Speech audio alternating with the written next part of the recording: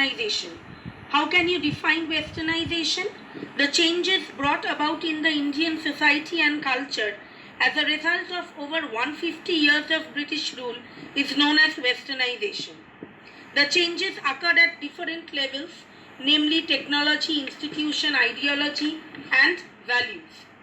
The concept of the middle class emerged during this period of westernization. One kind refers to the emergence of Western subcultural pattern through a minority section of Indians who actually first came in contact with the Western culture. These Indian intellectuals not only adopted many cognitive patterns or ways of thinking and styles of life, but also supported its expansion. Therefore, very small sections of people who adopted Western lifestyles or were affected by the Western ways of thinking. New technology, dress, food, changes in the habit and styles of life of people were the examples of the kind of westernization they wanted to bring in. Westernization also involves the imitation of external forms of culture. It does not necessarily mean that people adopt modern values of democracy and equality. When we see the levels of cultural change, we see that these changes have resulted from our colonial encounter with the West that took place during that period of time. In the contemporary context, we often see that conflicts between generations are also seen as cultural conflict which results from westernization. Srinivas has suggested while the lower caste sought to be Sanskritized, upper caste sought to be westernized.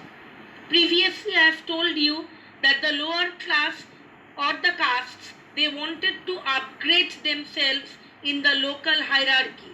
In the same way, the upper caste people, they sought to be westernized. They were actually grappling with the westerns ethically, culturally, along with the habits, etc.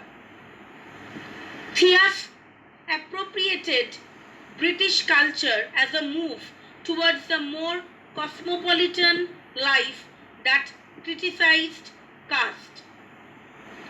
Western education often implied opening up of new opportunities for different groups of people in the Northeast. We usually refer to the colonial impact to discuss westernization. What kind of social change is modernization? The term modernization actually has a long history.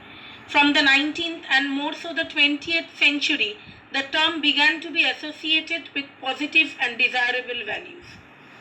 Societies and the people wanted to be modern. In the early years, modernization referred to the improvement in technology and production process. What kind of modernity existed? The upper caste founders of various organizations and conferences pretended to be modernist as long as they were in the service of the British government. The moment they retired and claimed their pensions, they got back into their own Brahminical touch-me-not attire. In India, the beginning of capitalism, which we have discussed already in chapter 1, took place within the colonial context. The story of our modernization and the last concept of secularization, which we will deal later on, is very distinct from the growth of the West. People are influenced not just by local but by universal context. What we think today is no longer decided by our family or tribe or the caste or community we live in. For example, what job you wish to do is decided not by the job of your parent does, but what you wish to do. Work gets based on choice, not by birth. Therefore, we can tell that occupation is not at all hereditary anymore. Religious beliefs continue to dominate our lives. At the same time, we have a scientific tradition also. We also have a vibrant secular and democratic political form. At the same time, the caste-based profession and the community-based mobilization also exist.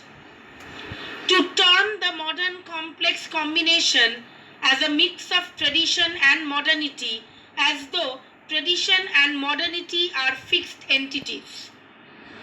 Actually, both plurality and a tradition of argumentation have defined the features of the traditions of India. Last section we deal is secularization. What is meant by secularization? A process of decline in the influence of religion. So, no state religion exists. It is assumed by all the theorists of modernization that modern societies have increasingly become secular. For example, levels of involvement with religious organization, such as the rates of church attendance, the social and material influences of religious organization, and degree to which people hold religious belief. Even in the past, there was a view to assume that modern ways would necessarily lead to decline in religious ways. That was not entirely true. Western and modern forms of communication, organization, and the ideas also led to the emergence of new kinds of religious reform organization. A considerable part of the ritual in India has a direct reference to the secular ends. What are rituals? Rituals have also secular dimensions which are distinct from the secular goals. They provide both men and women with occasions for socializing with their peers and superiors and for showing off their family's wealth, clothing, and jewelry. Last few decades in particular, the economic, political, and status dimensions of ritual have also become increasingly conspicuous. Therefore, rituals showed the social status of a considerable group of people in the society. The belief systems of purity and pollution was also central to its practice. Today, it often functions as political pressure group. How? Like the formation of the caste association and caste-based political parties. They seek to press their demands upon the state for the demands. This chapter has shown distinct ways of social change that took place in India. The colonial experience had a lasting consequence. The changes were unintended and paradoxical, which is contradictory. Western modern ideas shaped the imagination of nationalist leaders. It also prompted a fresh look at tradition text by some. It also led to a rejection by many. The ideas of equality and democracy made a huge impact, as evident in both the reform movement and the nationalist movement. So we can conclude that this led not just to adoption of Western ideas, but also an active questioning and reinterpretation of tradition. Constitution-based radical ideas of equality and social justice functioned in society that was deeply unequal.